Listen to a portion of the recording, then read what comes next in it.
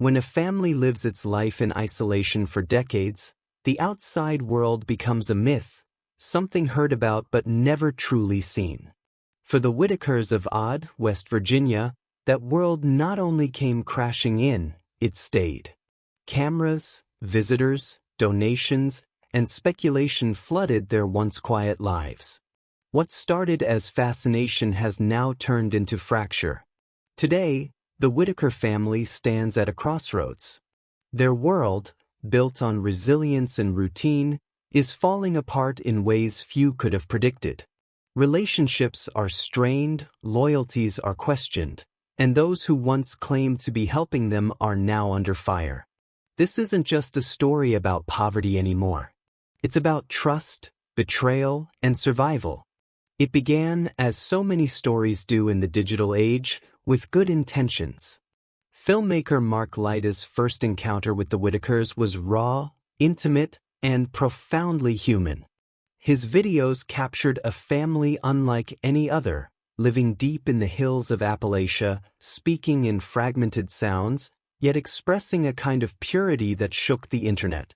Viewers were stunned. Some were compassionate, others were cruel. But regardless of intent, the Whittakers became a global phenomenon overnight. And that's where the problems began. The influx of attention brought with it a flood of outsiders, creators, fundraisers, journalists, and self-proclaimed advocates, all drawn by the same question: who are the Whittakers really? For some, it was curiosity. For others, it was profit. Soon, money started circulating: donations, GoFundMe pages, merchandise sales, and ad revenue from countless videos using the Whittaker name. But the family, for all the fame and fortune surrounding them, saw little of it. As the months went on, whispers began to grow louder. Where's the money? Who's managing it? Why isn't the family's situation improving? It wasn't just speculation, it was outrage. Betty, the matriarch of the family, became the center of attention once again, not for her resilience, but for her silence. Viewers wanted answers. Supporters demanded accountability. But how could she explain something she didn't fully understand? Those who visited the family described confusion. Betty spoke of promises that never materialized, of cars being given and taken back, of helpers who stopped returning calls. It wasn't exploitation in the traditional sense. It was chaos, layered with miscommunication and a lack of transparency. To the Whittakers, the digital world didn't make sense. They couldn't follow the accusations, the live stream debates, or the online fundraising wars. They were simply trying to live. But the internet wasn't done with them. At the heart of the storm were two men, Patrick and Eric. Patrick had presented himself as a friend and advocate, someone who stepped in to help with day-to-day needs when Mark Lyda wasn't around. He brought groceries, fixed things around the property, and seemed genuinely invested in the family's well-being. Eric, on the other hand, emerged later, offering a different kind of support, more organized, more polished, and in some ways more ambitious. He set up fundraisers, spoke publicly about helping the Whittakers get medical care, and even talked about rebuilding parts of their home. But when the money began to flow, the unity began to crumble. Allegations surfaced that funds weren't reaching the family. Patrick accused Eric of mishandling money. Eric countered that Patrick was manipulating the situation. And in the middle of it all, the Whittakers, the very people all of this was supposed to help, were left in the dark. The public picked sides. The internet became a courtroom. What makes this tragedy so painful is that it's not new. History is filled with examples of the poor and vulnerable being pulled into power struggles between those who claim to help them. But this time, the stage wasn't a courtroom or a charity. It was YouTube, Facebook, TikTok, and Reddit. Millions of viewers became jurors. Rumors became headlines. And the truth, whatever it was, got buried under opinion. Every live stream, every screenshot, every exclusive update chipped away at what little peace the family had left. The once gentle fascination with their way of life had turned into a public dissection of their pain. Behind the scenes, Betty tried to hold everything together. She's a woman who has endured loss most people couldn't imagine. Parents gone too soon, siblings with disabilities, a lifetime of poverty and stigma. For years, she kept her family together with nothing but love and determination. But now she's tired. The stress of the ongoing investigations, the social media battles, and the constant scrutiny have worn her down. Neighbors say she doesn't talk much anymore, that her once warm smile has faded into quiet resignation. The state's involvement only made things harder. Officials reportedly told her she had 30 days to fix problems on her property, septic issues, safety concerns, and more, or risk being removed. For Betty, that wasn't just a threat to her home, it was a threat to her identity. This land, these hills, they're her world. They're where she raised her family. To take that away would be to erase everything she's fought for. Meanwhile, Patrick and Eric continue to battle, not just each other, but public perception. Patrick insists he's being unfairly vilified. He says he's done nothing but try to help the family, even using his own money to do so. His defenders argue that he's been scapegoated because he's outspoken, emotional, and sometimes impulsive. Eric, however, positions himself as the responsible one, the man trying to fix the damage others caused. But critics accuse him of distancing himself at the worst possible time, leaving the Whittakers to fend for themselves while legal and financial questions swirl. To the outside observer, it's almost impossible to know who's telling the truth. Both sides have receipts, messages, and witnesses. Both sides have loyal supporters. And both sides have made mistakes. What's clear is that the family is suffering because of it. The once united effort to help the Whittakers has splintered into factions. Some viewers have stopped watching altogether, disgusted by the drama. Others double down, defending their favorite creator like fans defending a celebrity. There are long comment threads, late-night live-stream arguments, and endless speculation about who did what. But the question that matters most has been lost. How are the Whittakers doing right now? Are they safe? Are they healthy? Do they have food, heat, dignity? No one seems to have answers. Because while the internet argues, the family's world continues to crumble, quietly, out of sight, just as it once was before the world found them. The tragedy of the Whittakers isn't just their poverty or isolation. It's that they became symbols instead of people. To some, they're an example of genetic inbreeding. To others, they're a story about poverty in Appalachia. But to themselves, they're simply family, one that's now being torn apart by forces far beyond their control. It's a cruel irony that the same curiosity that once brought them hope now threatens to destroy them. For years, people said, they need help. Now, those same people are asking, was helping them the worst thing we could have done? That's the question hanging in the air as Thanksgiving approaches, as winter closes in, as Betty looks out over the same hills that have watched her struggle her entire life. She's not thinking about YouTube views, fan pages, or fundraisers. She's thinking about keeping her family together. And that, more than anything, may be the one thing she's in danger of losing. Because when the noise dies down, and the cameras stop rolling, and the online debates fade, one truth remains. The Whittakers didn't ask for any of this. They didn't ask to be famous, to be pitted, or to become the subject of internet controversy.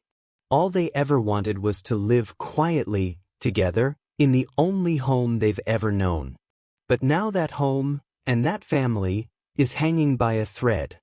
And the question we all have to face is simple, painful, and urgent. Are we watching the end of the Whittakers' story? Or are we just watching the world turn its back again? Comment below. Do you believe there's still hope for the Whittaker family to rebuild their lives and find peace? Or has the internet taken too much from them already?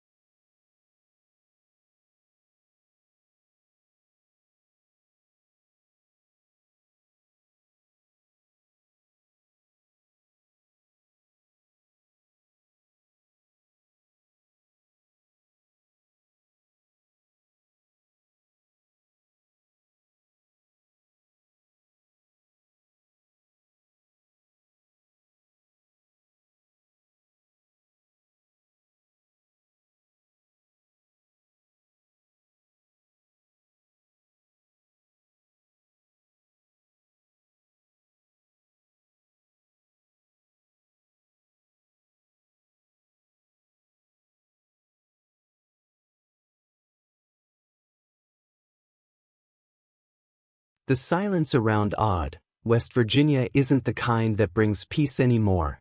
It's the kind that follows chaos. After months of arguments, accusations, and betrayal, the Whittaker family's story has become less about compassion and more about conflict. What began as an effort to help has spiraled into a bitter feud, leaving their fragile world hanging by a thread. Online, supporters are divided. In the real world, the family is fractured. And in between, there's nothing but confusion. If you ask people close to the situation, they'll tell you the same thing. Nobody really knows what's true anymore. One side claims the Whittakers were manipulated and deceived. The other says they were protected and cared for. Somewhere in the middle lies a painful truth, a family that has been pushed into the spotlight and torn apart by it. The controversy has turned into a full-blown saga. Live streamers debate it nightly. Commenters analyze every screenshot, every message, every photograph. Private conversations are leaked. Videos are reposted and dissected like evidence in a trial that never ends. But what gets lost in all the noise are the very people at the center of it, the Whittakers themselves. Betty, once the steady voice of the family, has become quieter. Those who've seen her recently describe her as distant, worried, even afraid. The home that once echoed with laughter and the hum of everyday life now feels hollow. Her days are spent trying to make sense of things she never asked to understand: lawyers, court dates, and social services. Her phone rings constantly, but fewer and fewer of those calls bring good news. To the outside world, it looks like the Whittakers have vanished. But behind that silence is exhaustion, the kind that comes from being pulled in too many directions by people who all claim to know what's best for you. The online divide grew sharper when Patrick, one of the family's longtime supporters, posted a series of emotional messages claiming he'd been set up and lied about. He insisted he never stole from the family, never exploited them, and never intended harm. In his mind, he was the only one who truly cared, the one who showed up when no one else would. But others saw it differently. Screenshots surfaced suggesting Patrick had taken control of donations meant for the Whittakers. There were claims he'd used their name for personal fundraising, that he'd blurred the line between friend and guardian. In some circles, he became a symbol of betrayal. In others, he became a martyr, a man destroyed by rumors and mob mentality. The truth, as usual, is somewhere in between. Then there was Eric, the calm, businesslike figure who'd once appeared to bring structure to the chaos. For a while it worked. He organized fundraisers, coordinated with professionals, and spoke publicly about accountability. But that composure didn't last. As pressure mounted, Eric began to pull back. He posted less, avoided interviews, and stopped answering certain questions. People started wondering, was he hiding something, or just protecting himself? His silence became fuel for speculation. Some say he walked away because he realized the situation was beyond saving. Others believe he left because he had something to lose. Either way, his departure left a void, one that filled quickly with misinformation and outrage. The worst part of all this isn't the lies or the losses, it's that the Whittakers never had the power to defend themselves. They don't have access to social media in the way others do. They can't live stream or issue statements. Their reality exists in a world of conversations and community whispers, not screens and hashtags. That imbalance between the storytellers and the subjects is what allowed this situation to spiral. When your voice can't reach the people talking about you, rumors become truth by default. Inside Odd, neighbors say the family's home looks more worn than ever. The yard that once had visitors bringing groceries and gifts is now quiet. The local grocery store clerk says Betty hasn't been seen much. Some family members are in state care, others in different homes, and no one seems to know when or if they'll all be together again. It's a cruel twist of fate. The family that the world once wanted to save has now been splintered in the name of saving. People meant to protect them have pulled them apart. There are still a few who visit, quietly without cameras or fanfare. Volunteers from nearby towns drop off clothes and food. One local pastor reportedly checks in weekly, praying with Betty and offering support. But even good intentions come with complications now. The Whittakers' name has become so tied to scandal that anyone associated with them risks online backlash. People are accused of using them just for posting photos. Donations are questioned. Acts of kindness are dissected for ulterior motives. It's no longer just a story about help, it's a story about suspicion. If you trace it back, you can pinpoint when things began to unravel. It wasn't one moment, but a series of small fractures. A miscommunication here, a disagreement there, promises made and forgotten. Patrick once said in a post, "All I ever wanted was for them to be okay." Maybe that's true. Maybe everyone involved once felt the same. But wanting someone to be okay and knowing how to make that happen are two very different things. In the end, what the Whittakers needed wasn't fame or fundraising, it was guidance. They needed a social worker who could navigate state systems, not a stranger with a camera. They needed privacy, not pity. But that's not what they got. The real tragedy is how preventable it all was. If boundaries had been respected, if communication had been clear, the Whittakers could have been thriving right now. They could have had a rebuilt home, medical support, steady income, and peace. Instead, they're back where they started, only this time, everyone knows their names. That's the cruel paradox of internet fame. It gives visibility but steals stability. The same audience that once sent them groceries now sends gossip.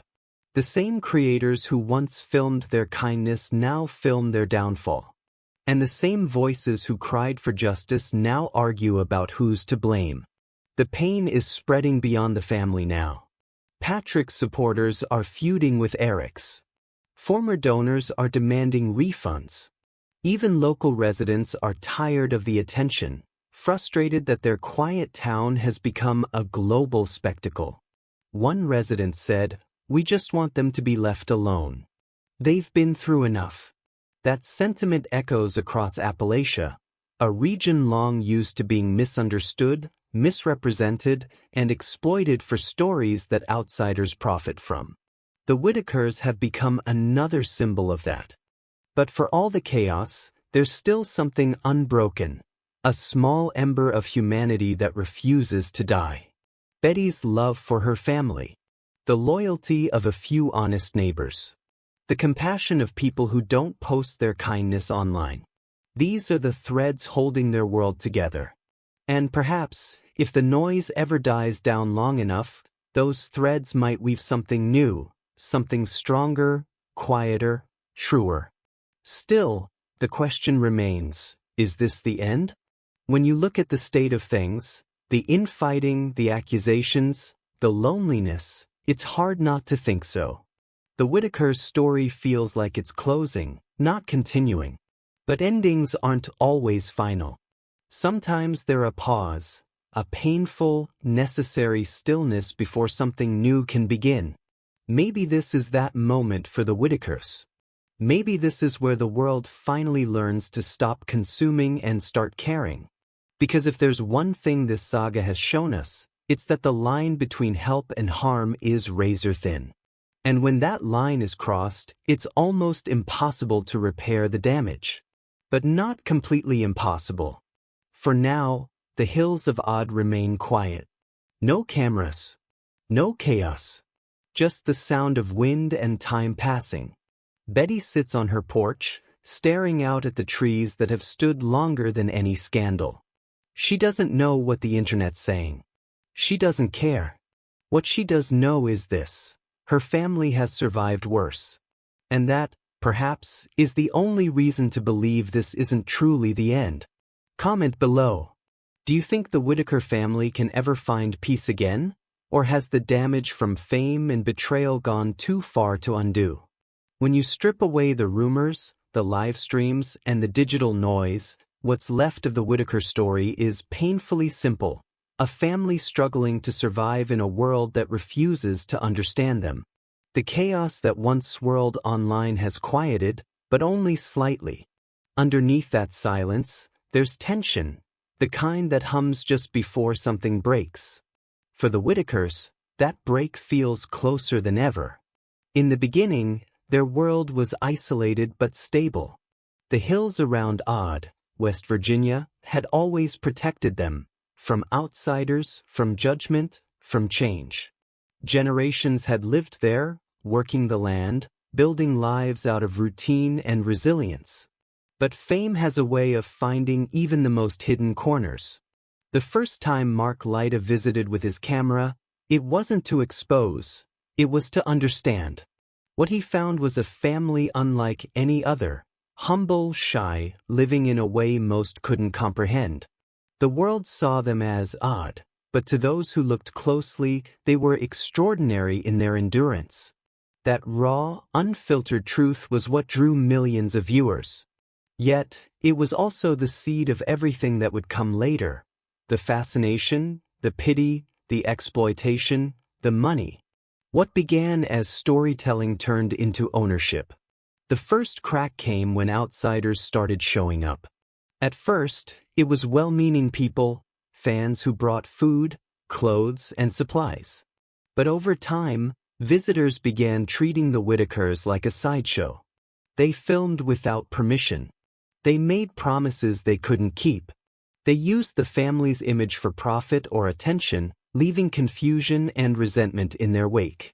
For a family already uncomfortable with attention, this intrusion was devastating.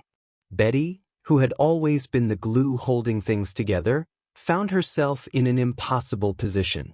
She wanted help but didn't understand the rules of this new world, how money worked online, what contracts meant, or why strangers were arguing over her family's name. In her eyes, help was supposed to make things better. But every new helper brought a new wave of drama. The money became the second crack. As donations poured in through multiple fundraisers and YouTube channels, the question of control became impossible to ignore. Who was managing it? Who was delivering it?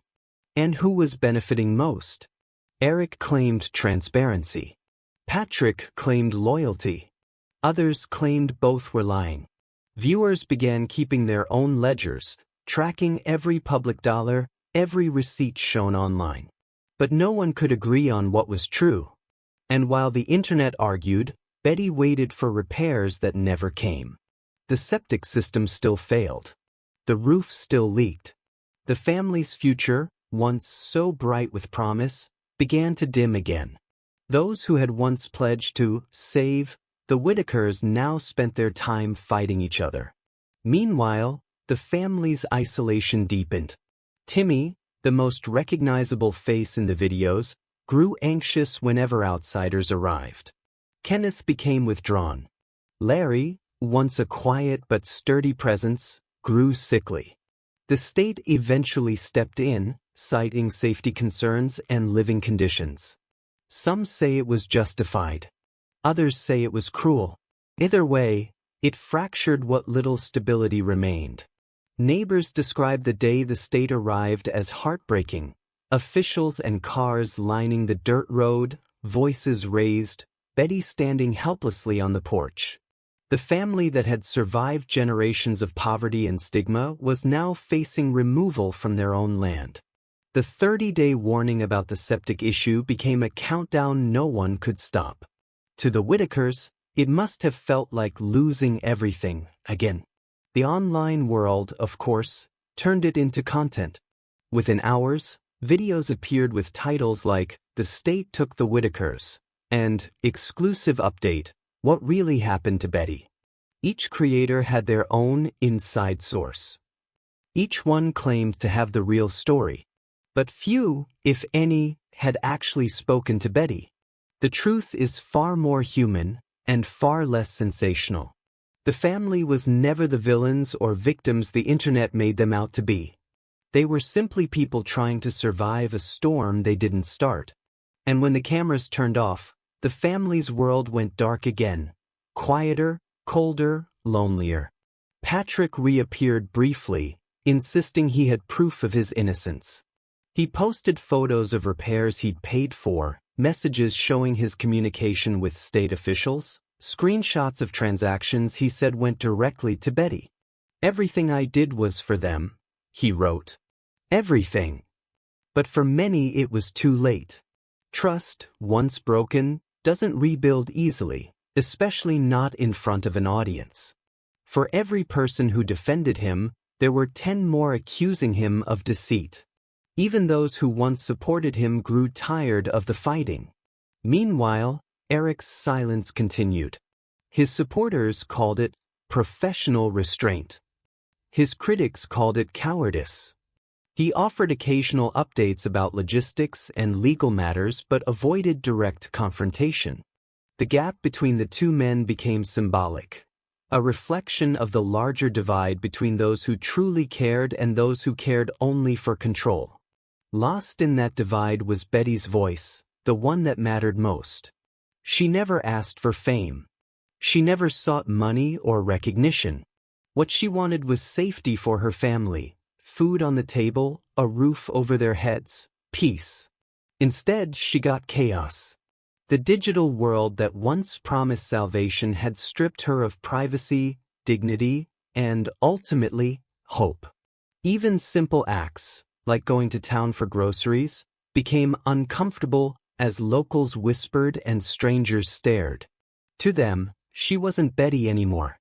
She was the woman from YouTube. And that label carries weight. Not the kind that lifts you up, but the kind that buries you. It's easy to forget that before all this, the Whittakers lived in quiet obscurity. Their days followed the rhythm of the land, tending the property, caring for one another, surviving with little but pride. Now that rhythm is gone. Instead, their days are filled with uncertainty, waiting for news from the state, worrying about donations that may never arrive, wondering who's telling the truth. Even those trying to help now face obstacles. Some organizations have stepped back, wary of the controversy. Others say the family is too complicated to assist. It's a cruel irony. The same exposure that brought help has made it nearly impossible to get it now. But amidst the despair, there are moments of grace, fleeting, fragile, but real. A local woman who once watched the videos in secret now brings Betty warm meals. A small group of supporters has started writing physical letters, not emails or comments, to remind the family they're not forgotten. There are whispers that a few volunteers are quietly raising money to fix the septic system themselves, without online announcements or GoFundMe campaigns. They want no credit, no headlines, only resolution. It's not flashy. It's not viral. But it's what real help looks like. If there's a lesson in the Whittakers' fall, it's that visibility without understanding is dangerous. When a story goes viral, it stops belonging to the people it's about.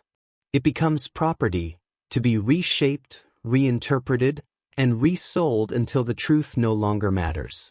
For the Whittakers, that process turned their lives into an endless spectacle. Every photo became proof.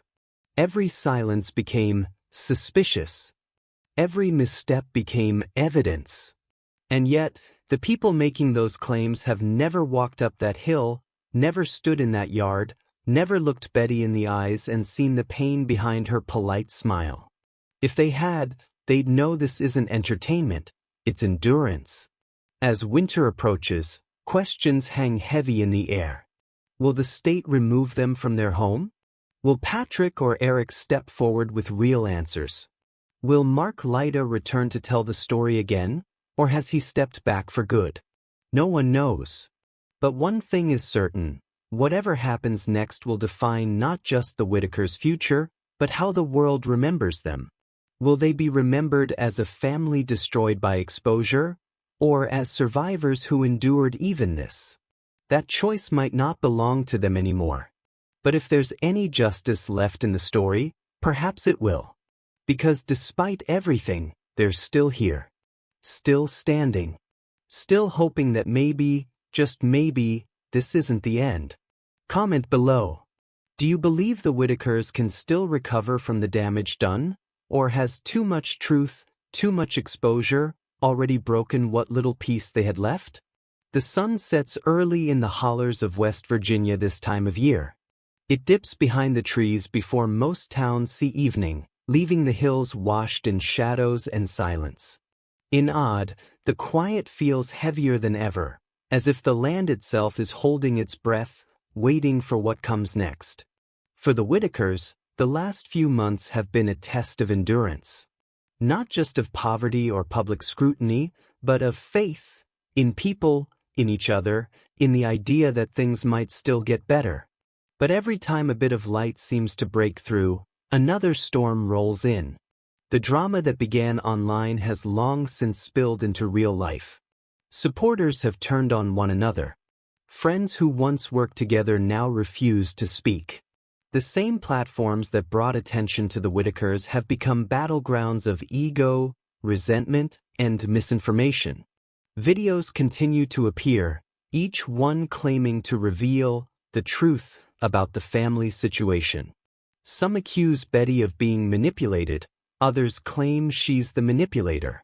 Some defend Patrick and Eric as misunderstood heroes, while others label them opportunists. And yet, through all this noise, one fact remains: the Whittakers' daily life has not improved. The leaks are still there. The bills still pile up. The uncertainty about the state's involvement still lingers. The people arguing online have moved on to the next controversy, but for the family, this isn't content. It's survival.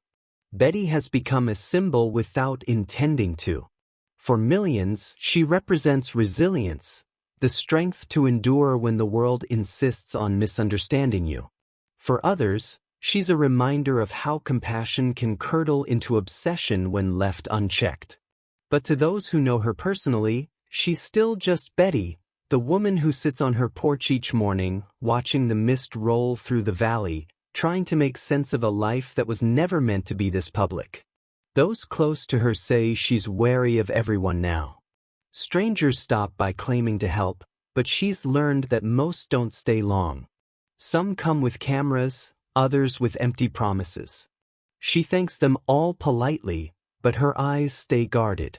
Trust, once a simple thing, has become a luxury she can't afford.